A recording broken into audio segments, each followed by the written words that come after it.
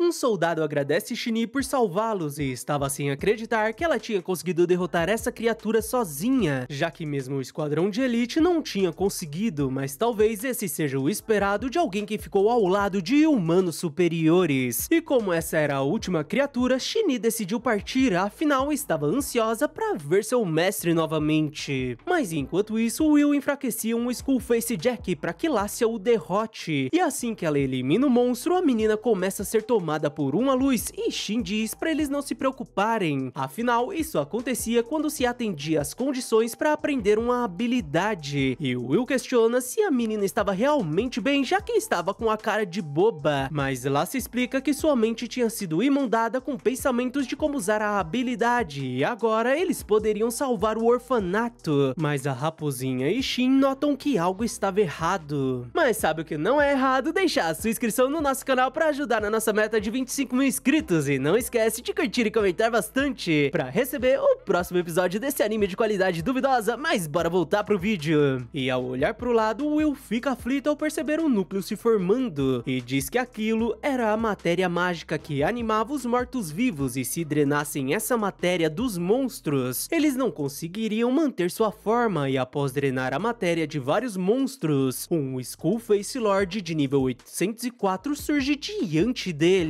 E Lassia diz que essa criatura era capaz de destruir uma nação inteira e questiona se eles ficariam bem por conta da barreira, mas a criatura salta e dá um soco na barreira que se quebra, deixando eles impressionados. O grupo tenta fugir, mas o monstro começa a urrar, fazendo surgir centenas de esqueletos. Então Will chama Shin para eles tentarem passar pelos monstros, mas o garoto responde que iria ficar e desativa seu limite, aumentando seu poder e deixando Will impressionado. Enquanto Shin dizia que agora que a barreira foi quebrada, ele não poderia ignorar esse monstro, então teria que detê-los antes que causem mais danos, e pede que eles fujam pro reino, mas Will questiona quem ele realmente seria para possuir tanto poder, e Shin pede que ele cuide de Yuzuha e Lassia, e o lanceiro decide obedecê-lo, mas queria algumas explicações quando retornarem. E Shin usa um buff para aprimorar o físico de Will para que ele possa correr mais rápido, e quando Will tenta pegar a raposinha, ela resiste, fazendo Shin decidir ficar com ela. Então ele abre o caminho para Will, que começa a correr, deixando Lassia apavorada. E agora que eles se foram, Shin começa o combate, mas Yuzuha o surpreende com um ataque de fogo que elimina diversos monstros. Mas o esqueletão continua invocando mais criaturas, e por isso Shin decide cravar sua espada no chão e cria uma cratera que elimina vários dos monstros, e Shini acaba notando um brilho vermelho no céu. Então decide ir em sua direção, enquanto Shin achava que tinha eliminado um bom número de monstros. Mas ao olhar em seu radar, ele nota que o mapa estava completamente vermelho e pensa que se Shin estivesse ali, ele teria mais opções para combatê-los. Mas um ponto azul no mapa, que era usado para mostrar aliados, chama sua atenção e ele decide checar quem seria. E finalmente se depara com Shini e pergunta como ela tem passado, mas as criaturas estragam o momento e tentam se aproximar deles. Mas Yuzuha usa uma habilidade que cria uma barreira e Shin fica surpreso quando Shini o abraça e ela pergunta se ele tinha algo a dizer. E Shin começa a pedir desculpas por deixá-la de lado, mas a garota o abraça mais forte e diz que não era isso, então Shin a agradece por cuidar da loja. Mas a garota volta a apertá-lo porque também não era isso, fazendo Shin se perguntar o que seria e se ele tinha esquecido de algo, já que ela não queria um pedido de desculpas e nem agradecimento. Ele se pergunta o que ainda não tinha dito e acaba se lembrando de quando retornava para a loja, então ele a abraça e diz que tinha voltado, deixando a menina emocionada porque imaginou que nunca mais iria vê-lo novamente. E Shin pensa que ao terminar aquele jogo pela vida, os seus dados deveriam ter sido apagados, incluindo o Santuário da Lua e seus seguidores. Mas a raposinha acaba ficando sem mana e sua barreira desaparece, deixando eles diante ao Skullface Lord. Shin diz que eles tinham muito a conversar, mas antes deveriam cuidar disso e talvez eles possam disparar um grande ataque. E Shini concorda, afinal eles tinham exatamente o que ele precisava. E Shin diz que fazia muito tempo desde a última vez que trabalharam juntos e começa a ativar a habilidade Santuário junto a Shini, criando um círculo mágico no céu que começa a aniquilar todos os monstros e restaura a energia de Yuzuha deixando apenas o esqueletão de pé. Então Shin pega sua espada e parte pra cima da criatura e consegue destruir seu núcleo com apenas um golpe, fazendo o monstro ir ao chão. Mas Shin escuta o monstro pedindo que ele dê esse poder a ele, deixando Shin impressionado pelo monstro ter falado, e depois de derrotá-lo, Shin pega sua pedra preciosa, afinal não tinha descoberto nada, apesar de ser um oponente que o daria pistas, e Shin diz que agora que acabou, esse lugar iria voltar a ser o que era, e agora eles poderiam conversar. Então os dois vão pra outro lugar, onde Shin pergunta se ela se lembrava dele se despedindo dele, que saiu pra derrotar Origin, e a menina confirma, e Shin continua falando que o derrotou e tudo deveria ter acabado, mas tinha uma porta enorme na sala do chefe que se abriu quando ele o derrotou, e o fez perder a consciência e acordar numa planície, então não esteve vagando durante 500 anos, o que de certa forma deixa Shin mais contente, e ela conta que aquela masmorra tinha desaparecido completamente, e quando os personagens de suporte dos outros jogadores começaram a dizer que eles desapareceram, ela soube que ele tinha vencido a masmorra, mas achou estranho permanecer quando deveria ter desaparecido junto, então decidiu procurá-lo, mas as mudanças sísmicas lançaram o continente em caos, fazendo ela e seus antigos companheiros trabalharem de forma separada, mas ela retornou ao Santuário da Lua e esteve lá até agora, o que estava de acordo com o que Shin tinha pesquisado, e Shin questiona se algo estava o incomodando. Então Shin responde que não era nada, mas pede que ela não o chame de mestre, fazendo a menina perguntar qual era o problema de chamar seu mestre de mestre, e Shin explica que se ela o chamasse dessa forma na frente dos outros, iria gerar uma grande confusão, já que ela era muito famosa, e por isso poderia chamá-lo pelo nome, deixando a menina envergonhada quando o chama de Shin. Até mesmo o garoto fica envergonhado, mas ele muda de assunto rápido, e Shin pergunta o que ele iria fazer agora, e o garoto responde que leu sobre um local sagrado e estava planejando ir visitá-lo, e Shin diz que já tinha ido até aquele local, mas não sabia como era por dentro, e decide perguntar se ele iria voltar para casa caso encontre uma maneira de sair deste mundo, e Shin confirma, deixando a menina um pouco triste, então ele pede desculpas, mas ela diz que estava tudo bem, afinal já estava esperando por essa resposta, e ele decide perguntar o quanto ela se lembrava que isso era um jogo, e a menina responde que se lembrava de tudo, desde o dia em que desceram para essa terra, e não adiantava pedir que ela esqueça o que ele não planejava fazer, mas Shin continua falando que ficou consciente durante todo o período que ele e os outros chamaram isso de jogo pela vida, e era como se ela estivesse assistindo a um vídeo ou vendo tudo de cima, fazendo Shin perceber que todos sabiam que iriam desaparecer assim que ele saísse do jogo, e se sente mal por pensar no que eles deviam estar passando na época, e ela diz que se tivessem dito algo, isso apenas teria o machucado e tinha sido a melhor escolha, já que não eram completamente autônomos naquela época, então de qualquer forma não poderiam fazer nada, mas Shin diz que mesmo assim ele ficaria pensando em várias coisas, se tivessem dito que eram autoconscientes, e ela percebe que ele não tinha mudado e ainda tinha sua personalidade complicada, mas mesmo se ele soubesse ainda teria ido lutar, e além disso, eles fizeram uma promessa, mas Shin decide encerrar essa conversa triste, afinal tinham se reencontrado, e Shin sugere que eles festejem assim que retornarem ao Santuário da Lua, mas antes Shin pergunta quem era essa raposinha, e Shin diz que era uma longa história, mas agora eram parceiros em um pacto, e ela se chamava Yuzuha, além de ser uma Elementeio, deixando a menina impressionada, mas ela admite que assim que viu aquelas caudas, ela soube que ela não era um espírito comum, o que deixa Shin curioso, e ao levantar a raposinha, ele percebe que agora ela tinha 3 caudas, e a raposinha acaba acordando e dá bom dia pra Shin, que fica surpreso por ela estar falando, e ela explica que sua mente clareou assim que aquela coisa escura desapareceu, e Shin se lembra que o santuário que ela estava também estava cercado por Skull Faces, e aquele Lorde deveria ser o líder de todos, mas de qualquer forma e ele pede que ela não fale na frente das outras pessoas. E a raposinha pergunta se poderia falar por telepatia, o que Shin concorda. E Shin'yu lembra das caudas, então ele pergunta se Yuzuha poderia fundi-las enquanto estivesse com as outras pessoas, e a raposinha responde que era fácil e pergunta se era uma boa menina, deixando Shin contente enquanto concordava, mas Shin acaba falando que ela era muito fofa. E Shin pergunta se ela queria fazer carinho na raposinha e a menina concorda e diz que ele continuava a surpreendendo, já que ninguém nunca domesticou um Elementeio, e apesar de estar surpresa, ela achava que ele seria capaz disso. E ao contrário daquele que lutaram anteriormente, essa não era de alto nível, e Shin diz que pegar leve no ataque para enfraquecê-lo não seria fácil, mas agora estava na hora de irem, já que tinha mandado seus companheiros na frente. Shin diz que se eles se apressarem poderiam alcançá-los, e Shin responde que deveriam ser rápidos porque não queria que ninguém relatasse aquilo pra guild. E Shin diz que se ele tivesse avisado, a conversa poderia ter ficado pra depois, mas Shin não poderia ter feito isso depois de ter visto sua expressão, mas os dois decidem partir. E vamos até Will, que estava com Lassia, que perguntava se ele achava que Shin iria ficar bem, e Will responde que ela não precisava se preocupar, afinal tinha visto o quão forte ele era, mas nota que algo com uma velocidade absurda estava se aproximando deles e manda a menina fugir enquanto ele o enfrentava, mas os dois ficam surpresos ao verem Shin e Will fica bolado porque não era pra ele confundi-los. Mas enquanto isso, os soldados estavam impressionados com aquela cratera, e Rione lembrava que após ouvirem aquela voz misteriosa, uma horda enorme de Skullfaces começou a aparecer, mas uma luz que encheu o céu fez os monstros virarem pó e as feridas de todos foram curadas, e se pergunta quem poderia ter sido responsável por aquilo. Então um dos soldados retorna com uma espada de lâmina vermelha danificada e mostra pra Rione enquanto dizia que ela estava fincada no chão na borda da fissura e acreditava que ela quem tinha criado isso, e além disso, ela possuía um pássaro em seu punho que ele acreditava ser chamado Falcão, e ele conhecia apenas um ferreiro que gravava isso em suas espadas. Mas antes mostra o poder da espada, que com apenas um golpe emana uma onda de choque, e apesar desse poder, a lâmina da espada não mostrou nenhum sinal de desgaste, e pelo que ele conhecia, apenas um ferreiro forjava espadas com esse nível de qualidade, e ele gravava seus trabalhos com um falcão, deixando Rione curiosa, enquanto ele dizia que esse ferreiro era um humano superior, conhecido como Ferreiro Negro, o ferreiro mais habilidoso de sua espécie. Marcando o final de mais um episódio, muito obrigado quem ficou até aqui, não se esquece daquela mega moral com a sua curtida, inscrição e compartilhamento, valeu e até a próxima!